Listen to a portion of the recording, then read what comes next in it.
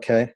I was, I had in the 1980s, I was selling technology in Silicon Valley, and I'd gotten pretty good at doing that as a technology salesperson um, and sales manager.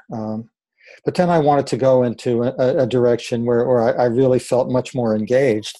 And by the way, and we'll each take about 5 minutes. I'm going to time myself as well. Okay. We each get about 5 minutes for this. So anyway, I wound up at the Tom Peters Group in Palo Alto. And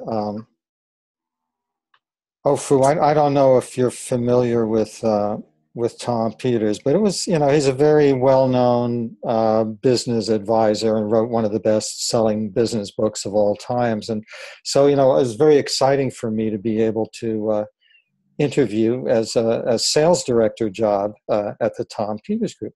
So speaking to the person who was the chief operations officer, a woman by the name of Linda Mantell, and she was conducting the job interview. And she was describing to me what they do. They did a type of leadership program. But I could hear in her voice that it wasn't just about teaching corporate leaders how to be more successful in their business and make more money. There was something else she was talking about. And I said, oh, you've really got two agendas here. The first agenda is to offer this program, which is going to help Silicon Valley companies be more successful. But there's a hidden agenda, and the hidden agenda is to empower people to be leaders in the workplace, just to give people that opportunity to liberate themselves, to grow. And she said, whoa, you got it. And the way she led was by empowering each of us to do the best we could do. That she lived that model. And I learned so much from her that was her competency, to not make herself the great leader or the great star, but to step in the background and allow us to be, each of us to be the leaders in our own ways. And so what we were doing as a business and what we were practicing in our relationships was totally congruent. So that's my share. Who'd like to be next? Stuart, let's unmute you. Okay, ta-da. Okay, you're on. Thank you. So in hearing the question and giving some thought to that, I'm going to tell a story that, and REA will appreciate this because he knows the person I'm going to speak about. And you probably already know. I do. I actually worked, obviously, inside the corporate world over a career of almost 30 years with many women, had relationships of, colleagues, peers, and I worked directly for many women.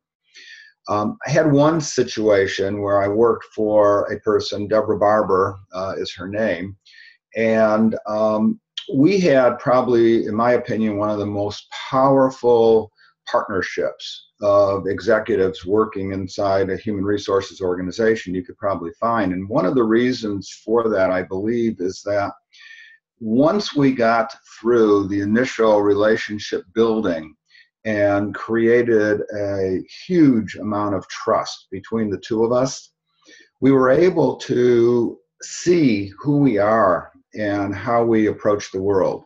Deborah is a relational person to the whatever degree. I'm a much more individualistic kind of person.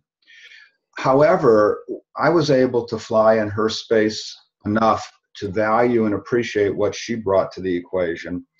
She did the same for me. And we were able to disagree on many things, but also the synergy of our thinking and dialogue, I believe, because of the way we respected each other, valued each other, and trusted each other, led us to outcomes that we never would have had we not had that relationship. And I think that in looking at that and looking at other relationships that I see with folks, and this is true beyond just women, we have a tendency to look at other people through our own lenses and feel like you should be like me, as opposed to looking at you and trying to capitalize on everything different that you bring that I don't have. And I think that's what we did. And it was and a lot of it was male, female, but a lot of it was just around this individualistic and the relational kind of ways that we approached our lives and our work. And to this day, I value that time and that relationship, and still have a relationship with Deborah, although we don't see each other nearly as often as we would like to. But we've kept that relationship after many years when we worked together. Thank you, Stuart. Great story. Yeah. Okay, who would like to be next? Wendy. Oh, and then Wendy, and then Ofu. Yeah.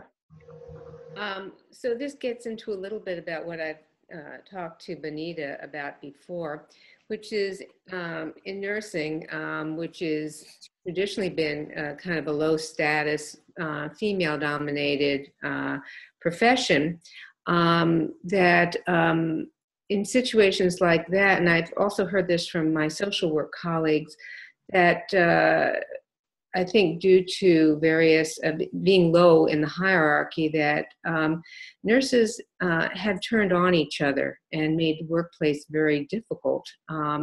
If you Google, I went on Google and I found several articles about bullying in nursing, how nurses really can turn on each other. And I certainly experienced that as a new nurse, and I had a head nurse from hell, I remember that, who delighted on kind of intimidating all of us new nurses. Big nurse. Yeah, big nurse. And also, I think that in nursing, because they've been low in the hierarchy, has really created a lot of extra hoops. That some of our physicians would look at us and say, I don't know why you have to do yet another administrative hoop, but we had to do that. And so looking at Benita's model, and I'm trying to think about, now I'm retired from nursing, what nurse managers have been the most successful that I've enjoyed working with has been those who have a combination of the competencies, the relationship competency and the individualistic competency. And I'm wondering if somebody's coming from just strictly a relationship competency and have not had training in more of the individualistic competency, nurses are more relationship based, that maybe the communication can get distorted. And so not direct enough, and so that's how mishaps can happen. And so again, I think that being trained and being competent in both makes for the most effective kind of leadership, so that the folks who work under them can really flourish in that work environment. It's a good point, and I bet Benita will have some further comments on that later. I see you nodding, Benita.